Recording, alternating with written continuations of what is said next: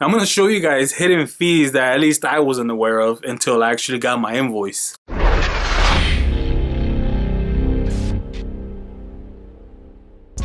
This is an invoice for 2007 Acura I bought back in November, and as you guys can see, there's an internet bid fee for $29, and what that is because I use the app or the internet. I use my computer to bid. The only way not to pay that fee is to bid in person. Is you walk in, whichever Copart you want to buy from, you walk in and you place your bid on the computers that they have provided in the lobby that they have. Here in my local town, they have 2 computers so you could bid from, and that's the only way to avoid this internet bid fee.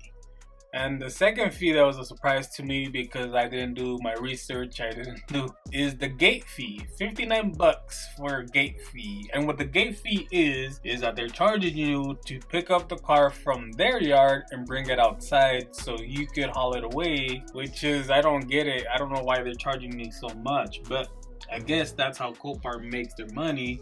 It's part of business, so pay up. So guys, if this video helped you, give it a thumbs up, subscribe, and I will see you guys for the next video. If you want to see more videos like this, the videos are right here on the screen, and I will see you guys for the next video.